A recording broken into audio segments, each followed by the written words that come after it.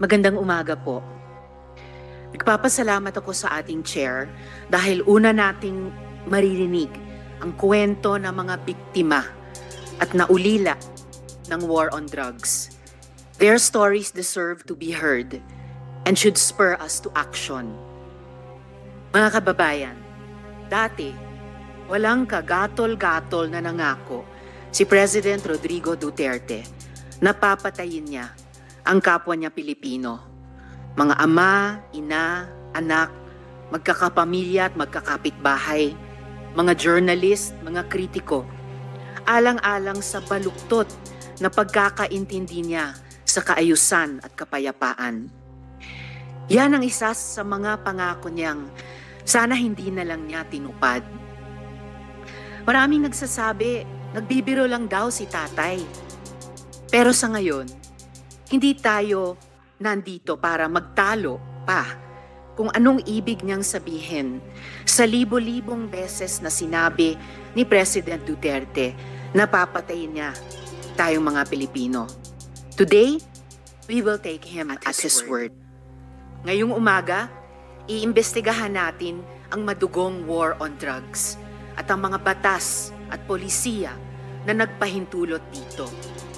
Malaking bagay po ang partisipasyon ni dating Pangulong Duterte bilang chief architect ng gyerang ito. Kulang ang anumang investigasyon kung hindi siya tatanungin. Ngunit, hindi ito tungkol lang sa kanya dahil bawat biktima ng EJK at mga naulila nila ay biktima ng sistematikong pang-aabuso. In the end, the perpetrators were even rewarded. Pare-pareho ang resulta ng investigasyon. May organized kill list, summary executions, may mga aligasyon ng planted na ebidensya, hanggang sa nabalot na ng takot ang mga barangay natin. Mga nanlaban daw kasi yan, sabi ng ating mga pulis. Kung kampanya talaga ito laban sa droga, bakit tinatayang 122 na bata ang napatay, kabilang ang 1 taong gulang na sanggol na walang kamuwang-muwang? Nanlaban? Yung 32 na namatay sa Bulacan sa loob ng iisang gabi noong 2017, lahat ba yon nanlaban? Talaga? Yung 26 kataong patay sa isang gabi rin noong 2017 sa Maynila naman, nanlaban.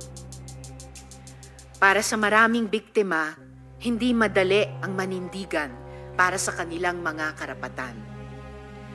Kaya sa kasagsagan ng war on drugs noong 2017, hinawakan ng aking opisina ang kaso ni Kian de los Santos at kinupkup namin ang mga testigo sa kanyang pagpatay, kasama ang mga menor de edad. Nawa, sa pamamagitan ng hearing na ito, masimula ng pagkamit ng hustisya at paghihilom para sa kanila at sa iba pang biktima. At sa lahat ng nagsasabi na ang war on drugs ay parusa daw para sa mga naliligaw ang landas, my message to you is this: there is no honor in punishment like tokhang. It should not be an honor to be called the Punisher when thousands of innocent people, including babies, have died in your name. Hindi kailanman ipagmamalaki ng mga Pilipino ang war on drugs na yan. Daghang salamat, Mr. Chair. Thank you. Senator Padilla is next. Senator Bongo waive his prioritization. Senator, okay, you're next, Senator Padilla. Then I'll go back to Senator Bongo. Maraming salamat po. A'udhu billahi minasyaitanir rajim. Bismillahirrahmanirrahim. Alhamdulillah rabbil alamin. Bismillahi wassalatu wassalamu Allah Rasulillahi. Assalamualaikum warahmatullahi wabarakatuh. Isa pong pagbati ng kapayapaan sa inyong lahat. Unang-una po sa amin pong tagapangulo, Senate Blue Ribbon Committee, Pinunong Minoria Aquilino Coco Pimentel III. Magandang umaga po. Sa amin pong pro tempore, Senator Jinggoy Estrada, sa amin pong Majority Leader, Francis Tol Tolentino, sir, at sa amin pong Deputy Minority Floor Leader, Senator Risa Hontiveros, at siyempre po sa amin pong pinakamatigas na senador, Senator Bato de la Rosa, at sa amin pong malasakit King, Senator Go, at sa lahat po ng mga bisita, at siyempre po sa Iron Man, ang hinahangaan po naming pinakamagaling na Pangulo ng Pilipinas, PRRD, Digong, Mayor, isang magandang umaga po sa inyong lahat. Ako po ay nakikinig sa mga opening statement ng aking mga kasama. Sila po ay mga batikan na senador, mga abogado, mga kilala na po na nagbibigay ng point of view sa legal na usapin. Ang akin pong pahayag ay naratibo ng isang convicted criminal. Ako po ay convicted, ako po ay nakulong. Ako po ay nabuhay kasama ang mga kriminal sa Bilibid. At kilala ko po ang underworld. Siguro po, maaring sa ibang bagay, mas maraming nalalaman ang aking mga kasamang senador, pero pag pinag-usapan po natin ang mga kriminal dito sa bayan natin, ako po ang magsasabi sa inyo, napakadami na pong kriminal sa atin na walang puso, ang mga halang ang kaluluwa. Napag-usapan po natin ang mga biktima ng sinasabing war on drugs, pero hindi po natin napag-usapan ang mga biktima ng mga durugista.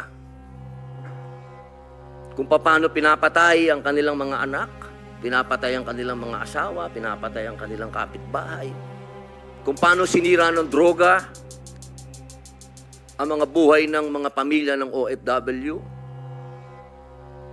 Kung paano po sa loob mismo ng Bilibid, kung saan po ako nakulong ng 3 taon at ginawa ko pang pelikula ito. Ang pangalan po ng pelikula, maaari niyo pong panoorin, Hari ng Selda. Dito po ay binunyag ko na sa loob mismo ng Bilibid ay nagluluto ng shabu. 1998 po yun. Kung bibilangin po natin yung taon na yun, hanggang sa dumating ang Iron Man, ilang taon po yun. Ganun po kahaba ang mga panahon na namayani at talagang naghahari ang mga drug pusher sa Bilibid. Alam niyo po, mga mahal kong kababayan, wala po, totoo po. Ang kamatayan ng buhay ng isang tao ay yaan po ay bigay ng Diyos. Yaan po ay kayamanan, yaan po ay regalo sa atin ng Diyos. Pero, mga mahal kong kababayan, ang ating pong bayan ay nasa bingit ng napakalaking kapahamakan. Kung hindi po tatitindig ang ating kapulisan, kung hindi po tatayo ang ating mga law enforcement, tayo po ay tatalunin ng mga sindikatong nag-ahari na nagluluto na ng mga droga kung saan-saan. Mga mahal kong kababayan, ang datos po ang magsasabi na nung sa panahon ni Pangulong Rodrigo Roa Duterte, masasabi ko na po na natakot ang mga kriminal. Wala pa po siyang ginagawa. Doon lang sa commercial niya na last Christmas yun na to, natakot na ho ang napakaraming kriminal. Natakot na ho ang napakaraming durugista, napakaraming pusher ang nag-surrender. Wala pong nangyayari. Sa salita lang po yun. Mga mahal kong kababayan, kung sisisi natin lahat ang mga namatay dito sa administrasyon ni Rodrigo Roa Duterte, abay nagkakamali po tayo. Alamin po natin kung ano ang drug underworld, kung ano ang mga drug syndicates. Ako na po ang nagsasabi sa inyo, regular na po ito tuwing magpapalit ang administrasyon, naglilinis ang mga sindikato.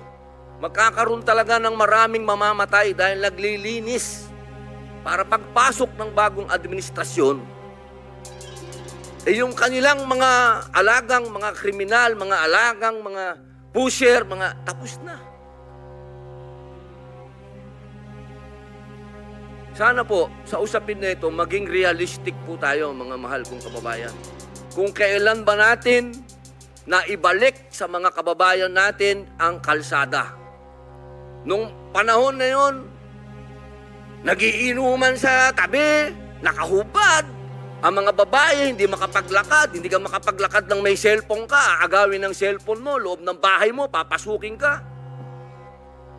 Mga kababayan naman, huwag naman nating haluan ng politika ito. May mga bagay dito sa mundo na kailangan maging realidad tayo. Buong mundo, problema ang droga. Kung walang tatayo para lumaban dito, paano na ang kinabukasan ng mga anak natin? Paano na ang kinabukasan ng bayan natin? Kaya sana po ang inihiling ko sa lahat dito sa pagdinig na ito, iwasan ng politika at tingnan po natin kung saan talaga tayo tutungo ang bayan natin. Mga kababayan, lubog na po tayo sa utang, lubog pa tayo sa tubig, pati ba naman sa ganito, lubog pa rin tayo. Yun lamang po, maraming salamat po.